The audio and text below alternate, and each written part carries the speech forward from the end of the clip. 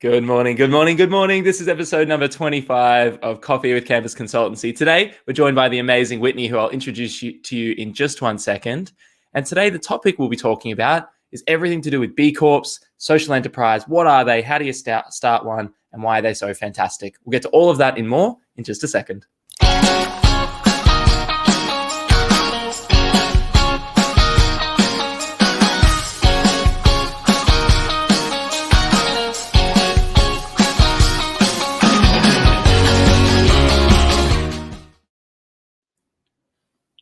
Whitney, good morning. Morning. Happy Friday. Yes, you too. Awesome start to my Friday. Yeah, it was an awesome start to our Friday. Thank you for joining us. No worries. Before we kick things off, if you are tuning in on a Friday, welcome. Great to have you here. Let us know what you're doing today. What are you doing this weekend? If you're in a state or territory around Australia where some of the isolation laws have been lifted, how are you going to celebrate this week? Who are you going to celebrate with? Responsibly, of course, within the limits. And if you're around the world tuning in, what's it like for you? How's your week been? What are you looking forward to? Jump in the comments and let us know. And also, there's a link to join us. If you'd like to come on and have a chat, ask a question about B-Corps, ask a question about social enterprises, come on board. It'd be great to see you. So everyone knows who they might be joining, though, Whitney, if I could give you a moment. Who is Whitney? What is Whitney all about? And maybe how did Whitney get to where they're sitting today? Cool. So I am the co-founder of Monochrome Coffee Co. We are a social enterprise coffee company. We roast delicious coffee here in Melbourne and supply mainly to office spaces. And the whole reason that we do that is to be able to fund our impact projects that we run predominantly in East Africa, in Tanzania. And yeah, the whole reason that we exist is to be able to empower young people to be able to lead bold social and economic movements that transform the communities around them.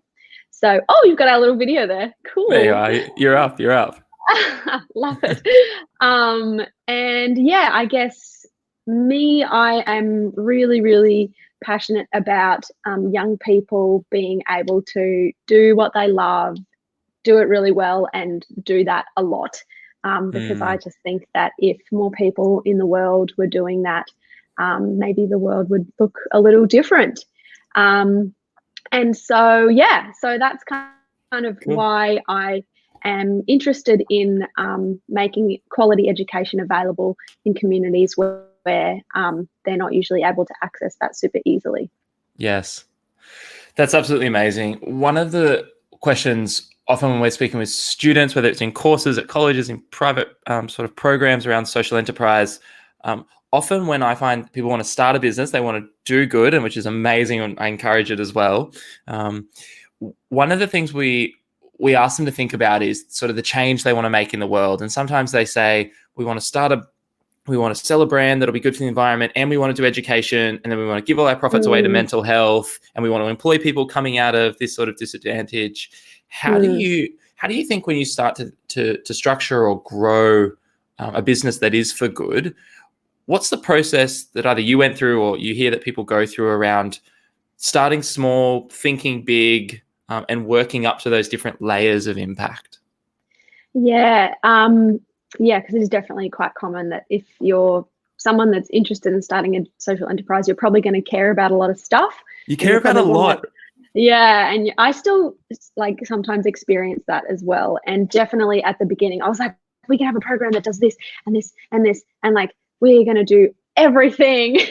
Yes. And it just, yeah, it's like, at the beginning, obviously you kind of need to be a little bit more focused. So I guess the way that, I was very clear from the beginning that it was around education and making that available, and quality education, because I just think that is such a important fundamental part of life. And there's so many people in Australia, it's just, we just get that. And there's so many communities around the world where that is really such a privilege. So yeah, I was pretty clear from the beginning that that was where I wanted Monochrome to focus. But I think when starting out, it's there's probably two aspects. Is that the first would be that it needs to be something that you really care about and that lights you up. It doesn't necessarily have to be some hardship that you have experienced yourself, because I find that can be a bit limiting, where people are like, oh, I have to have lived experience.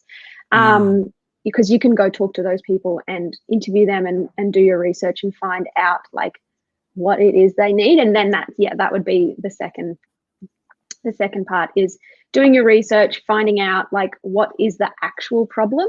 Yes. So for example, when we were looking at the education system in Tanzania, we were like, okay, what's the actual problem that we want to solve? And in doing research and working with community, what we discovered is that 2/3 of young people in Tanzania don't actually progress from secondary school to high school. Many of them don't actually, there's exams that you have to pass. So if they're going to a primary school that is, sorry, I think I said secondary school to high school. I meant primary school to high school.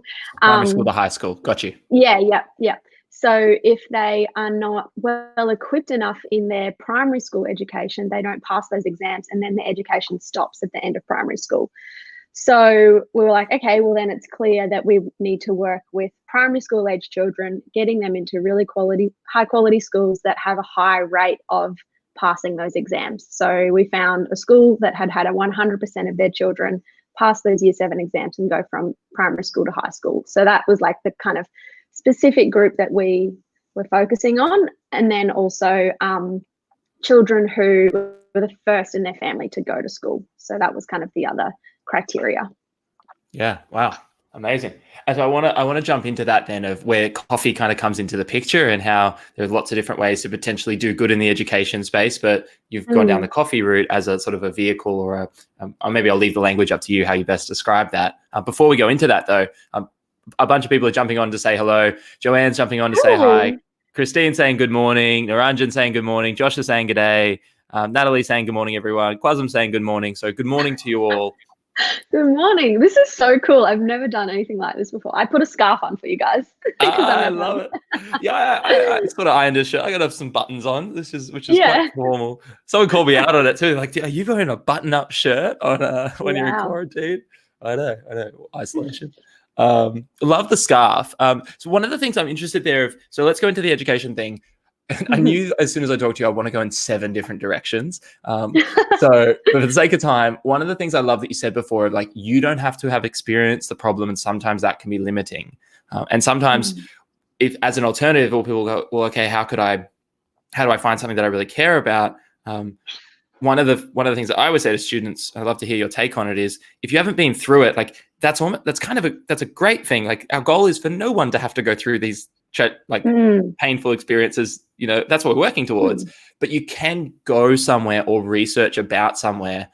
That could just be the other side of the suburb, or literally across the tracks in your suburb, or on the other side of the world, where you can visit or learn about it. And if it's not your experience, you can empathize with another's experience. And sometimes I find that contradiction of, oh, wow, I've never had to, walk for 8 hours to get clean water. I just turned on the tap. Like, that concept is so abstract. How do you think people go with relating to when you're sharing about these challenges in a different country than Australia, where you're based in Melbourne? How do you find people go with relating that geographical difference in their mind? Well, yeah, I think that the idea of like, you can't make a difference to a particular group of people if you're not that group of people, or you can't make a difference to a particular issue if you've not been through that issue. I just sometimes I get frustrated by it, to be honest, because people are way more complex than that. Like, and you can empathize and have compassion for people that are not you. Of course. And so I think, and like, I mean, I'm a heterosexual white woman who went to a private school. Like, I'm one of the most privileged group of people in the world, probably. And so if I was to not like do anything about, if I was limited to doing stuff that I have experienced, like working on issues that I had experienced myself, I wouldn't have a lot, and that's Sure. like, I wanted to make my life about making a difference to people, and I was clear that that was, yeah, what I wanted to do. So I think like people definitely question my I guess credibility or ability to do the work that I do because of the way that I look, and I guess, yeah, people are going to do that, and I don't really mind. Like, I can't do anything about that. And I just kind of go off like the results that we produce and the work that we do, and the due diligence that we do in the community is like really, really thorough. And we have a head of impact in Tanzania who manages all of our stakeholder relations, and so I'm really confident in like the way that we do our work. But Yes. yeah, I don't want that to limit young people, because I've seen that all the time. Exactly. And definitely crystal clear. Like, and I'm definitely not saying that either. Like, it's funny how you're saying like I'm a heterosexual white woman, and I'm always like, I call it out in workshops. A great piece of advice I got once was like, just if you're worried, if there's an elephant in the room, just like call it out, like name it. And I'm like, because some of the stuff we'll do on diversity or empathy or like these topics where we're talking about things that I'm like, well, I'm like a heterosexual white dude, so it's like, but like, yeah, you're even worse than me. I know, right? But like there's always a million ways to go with it. But I think it's that do the good that you can, and it's very easy to look at something on the outside and judge it. And I think that's the whole point of this work, is to say we don't operate on that level. Like, that's not where we're talking about or what we're operating on. For either who we are as humans, the businesses we establish, or the people we serve, it's not skin deep. Everything we do goes way deeper than that, which I love. And when you were speaking before about the head of impact and how thorough and sort of impact and outcomes based it is, it made me think of something that I know you're an expert on, which is this idea, or very well experienced in, this idea of BCorps. And so I'd love to ask you, what does it mean to be a B Corp? If people are listening in, like, a B Corp, what's that? How does that work? Cool.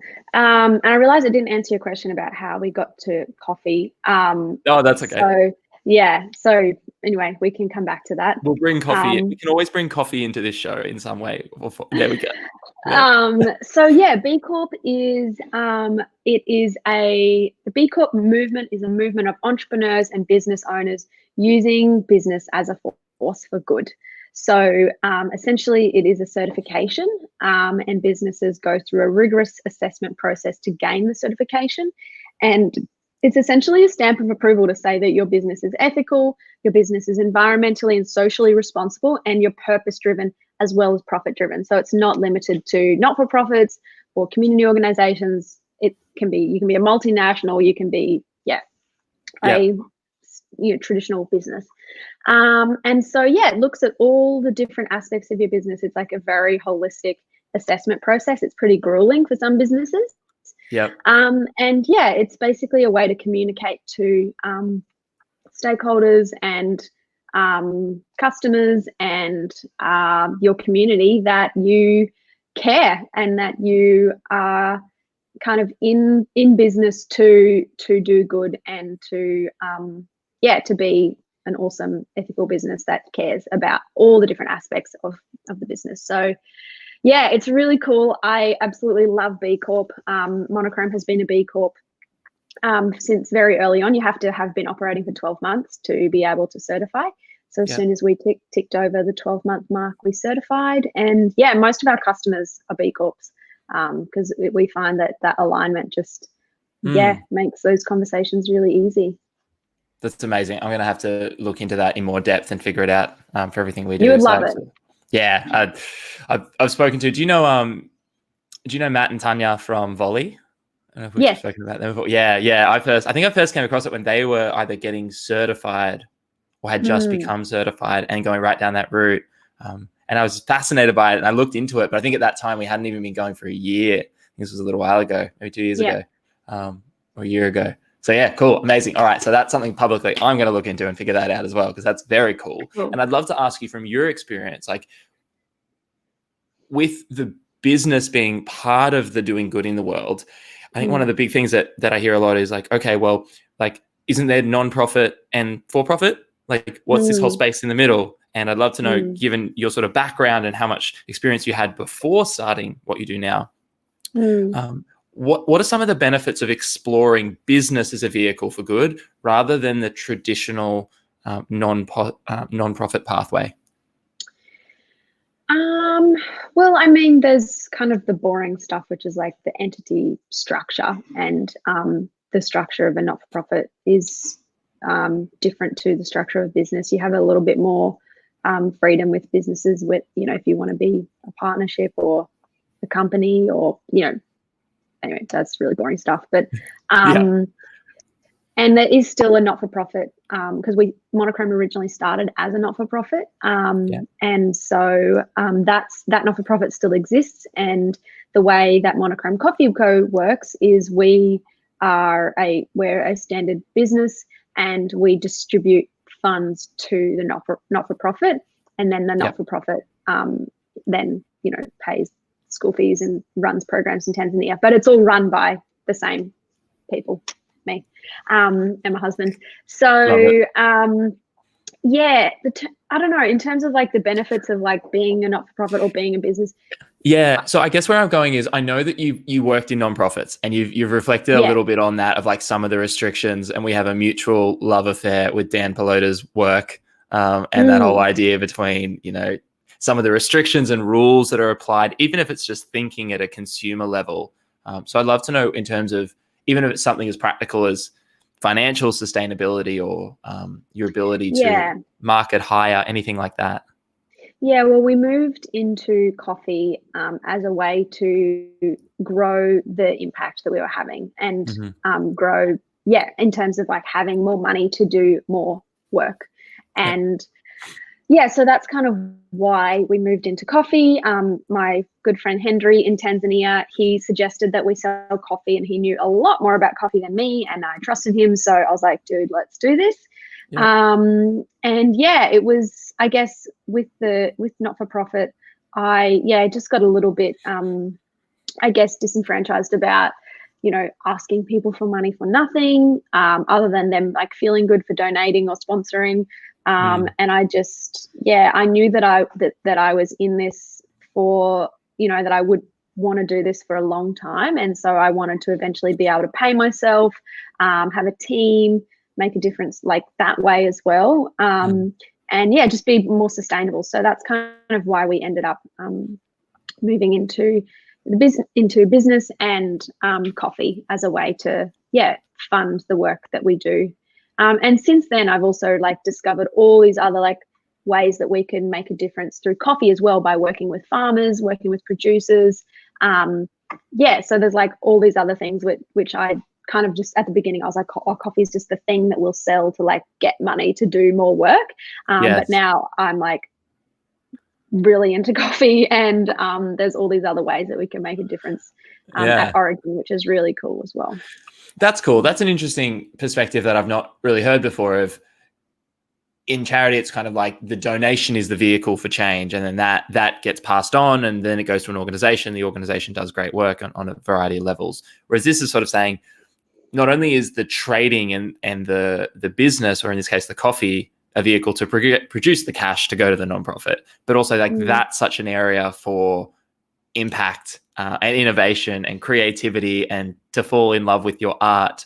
Whereas, I mean, some people love and are very good at asking for money and asking for donations and running fundraisers. But if you can do something, if there's another way that it's pure commerce where you're selling a product or a service that people want, and you can find such like value and meaning and depth and richness in that, I think that's a really cool, for me, that's a really interesting, like subtle but important shift in the perspective.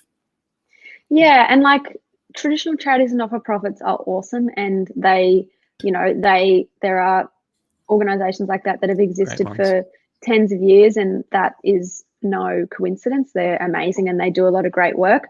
I just think that in terms of social and environmental impact, it's sort of the tip of the iceberg, and often people overlook business as a way to be able to solve social, environmental and economic challenges that we face. So just wanting people to sort of like broaden the way that they think about how they can make a difference.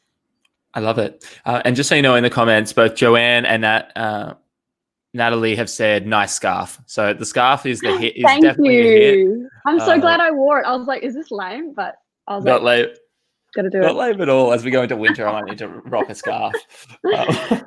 Are there, okay, so in terms of if people are listening in, they're like, all right, well, social enterprise, if someone was looking to start one, if someone was looking to try to investigate this, get one off the ground, try to maybe if that idea of starting a business, doing something on the side, but also doing good. Are there any sort of questions or things that you think, looking back on obviously having the experience of doing it now, are good questions that people should ask themselves right at the beginning? Like if this weekend is a weekend that themselves and 5 of their buddies in Victoria are getting together to start their first social enterprise, what should they be asking themselves? Well, I think, it comes back to what we spoke about earlier around being really clear about the problem that you're looking to solve. And then, so that's the first aspect of like, what are the good that I want to do? Who are the people that I want to impact, or the community or part of the world or environmental? And then however you're going to do that, like if the, well, I guess, sorry, I'm getting a bit mixed up, but there's sort of a couple of different models that a social enterprise can take. There's the model like Thank You, where they sell a product, they donate money to not-for-profit, and then the third-party not-for-profit goes and does the thing. So you can do that. And if that's the case, then it needs to be a really sick product that people actually want, and it needs to be high quality because people won't keep buying from you just because you're a social enterprise. And then the second model is where the good or service that the business provides actually has a social impact.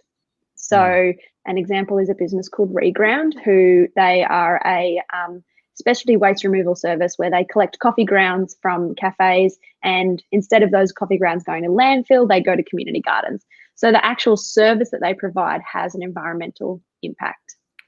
So they're kind of like the two, I guess, main models. There are others where the way in which the business chooses to operate actually has a social impact. So if you choose to employ people that, you know, would otherwise have difficulty accessing employment, then, and you might just be like a normal business that, I don't know, is a consultancy or something like that, and you provide a service that is similar to your competitors, but the way you choose to do business actually has a social or environmental impact. So there's sort of those 3 different models, and it's good to think about like which one do you fit into, and then being really clear about the problem and making sure that it's a thing or a product or a service that people want. And there's lots of different ways that you can figure that out, like talking to your friends or going to social media, or putting up a website and like your student that you were just sharing about, like testing the market, seeing how it flies. So Yeah, I love those models. The profit equals donation model, the like sort of trading to achieve a social mission. The sort of employability model is massive too. Like a street or a homie are probably some great examples in there as well. I love that too. Like when you've got, sometimes the product itself contributes to the problem. So I'm thinking there something like a Keep Cup. That actual product is sort of taking directly away at the problem as well, which is quite nice. And it's interesting to see. I think we get a glimpse into what we'll see in the future. This is just my hot take on it. Around, you look at somewhere like Melbourne, very, very progressive, very sustainable, very like sort of open-minded. And one of the things that we sort of love, but we're also like, there's an element of like quite a significant, or quite a high relative wealth and income. And so one of those disposable things that we'll use that on is coffee. And so like in that space, there's like the coffee, like Monochrome producing amazing coffee that does good, Reground collecting the grounds, Keep Cup, who are what you drink your coffee out of, Street, where you buy your coffee from. And I'm sure there's like a bunch of other cool design firms that are social enterprises that'll design everything in between. Like, I think it's a really interesting way of, I'm fascinated by, when I first drank my first like bottle of Thank You water, I was like, this is as Dan Flynn says, like, this is a ridiculous product, bottled water. But like, if people are going to buy it, if you're going to buy a coffee pod, if you're going to buy bread in a plastic bag, if you're going to buy it anyway, like the fact that it does good for me was just such a shift. And then I found, there are actually a bunch of different models you can use. So I love what you're saying there around find a real problem, find a real person who experiences it, talk to your friends, family, Facebook groups, whatever. look at a couple of different models, and then try it, put it out in the world, see if anyone wants what you're selling.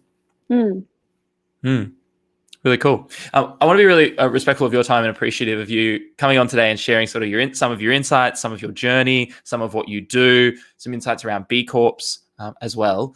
If you were, two ways to think about this. I'd love to know maybe either if you were to think of the rest of 2020 and where you sort of see your work and your attention going. I'd love to know what's sort of top of mind for Whitney right now. What's on your mind? What are you thinking about coming out of COVID? All that sort of stuff. And or if you were speaking to someone, if your next meeting was with someone who's like, they're just starting off, it's after the weekend, their 5 friends started their social enterprise, and they're coming to you for a gem or two of wisdom about what they should think about next. What are you telling yourself right now, or what might you tell somebody who's earlier in that journey? I think I would tell people that it's okay to kind of change your mind or like shift the focus. I think at the beginning I was very like, no, I said I was going to do this and it has to stick to this. And just realizing that it can change. And if you have one idea and then you get, I don't know, a week, 6 months, a year down the track, and you realize maybe it wasn't the best idea and you thought of a better one, then do that. And it's completely okay to kind of shift and change. In terms of 2020, that's a very hard question. I've just been in this kind of like COVID thing and sort of actually using it as a way, as a bit of time to like kind of chill out a bit, because the business has slowed down a lot because we supply office spaces and they're all empty at the moment. I actually really need to get my arse into gear and start thinking about the rest of the year. And because we had all these goals at the beginning of the year, and now I'm like, ooh, that's all sort of been a bit derailed. So I don't really have an answer for that, but this is good. It's prompted me to do some thinking about that. We do need to think of our remainder of 2020 strategy. So thank you.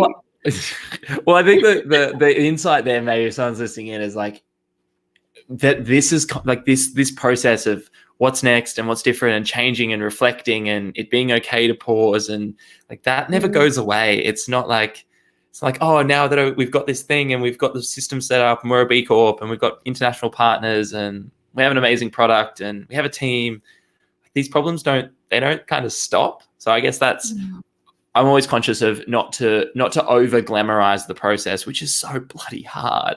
Like, it's so hard to describe to someone how hard it is without totally disheartening them from starting and trying. But also the reward is so rich and meaningful of, even if 2020 is a slower year, but then as those offices reopen up, they've got great coffee that they can order and learn about the issues and do really good in the process. And I think I've found it's been really helpful for me and for some of the groups we work with, just to say, like, this is the reality of it. And it's okay. It's okay to not be okay. It's okay to not know the answers. It's okay to not have a full, like a plan for every step. So I appreciate the honesty of your answer there. No worries. I was thinking like, oh, what can I say? And then I was like, no, I'm not just going to make something up. No. Oh yeah, we're launching a brand new product in sometime this year. No, that would be a bad idea. That's cool. Humanizing it, I think, is a huge point, and like a real part of all the leadership stuff too is the honesty and the vulnerability. So yeah, thank you for that. Whitney, thank you for your time today. If people are really interested in whether it's finding out more about B Corp, I think I shared the link up there. They can obviously check that out. But if they're really interested in finding out more about you, your work, or everything that you, your husband and your team are doing with Monochrome Coffee Co, where's a good place for them to go and check you all out? Well, either our website or our Instagram. So our website is just monochromecoffee.co and our Instagram is @monochromecoffeeco. And yeah, I'm always super open for people that are, at the beginning of their social enterprise journey or maybe onto their next one. I don't know. I really love chatting with people in those early stages. So feel free to reach out. Cool. Oh, here we are. Amazing. There you are. It's gorgeous. All right. Well, that's all up there, so people can check that out. And so thank you for today, Whitney. You've been amazing. We really, really appreciate your time. And if you are listening in today, thank you for listening in. We'd love to know what you thought of today. What did you learn? If there was one thing you got out of today, what is it? Please let us know, whether it's popping it in the comments below or sending me a message and letting me know, or connecting or following Whitney, checking out the website, leaving a comment on the Instagram or on the Facebook page, sending an inquiry through to the website. Absolutely love to know what you got out of this today. And if you're interested in social enterprise, please, please, please reach out at any time. As we've both shared, I think we're very passionate about this space, and finding and seeing more people get involved and start ideas and give it a go, or join growing social enterprises is a beautiful thing. So thank you for tuning in. This has been episode 25. We'll be back next week with 5 more guests lined up. This has been our social enterprise week. So it's been fun to dig into these topics. And before we go, Whitney, one final time, a huge thanks and massive appreciation to you.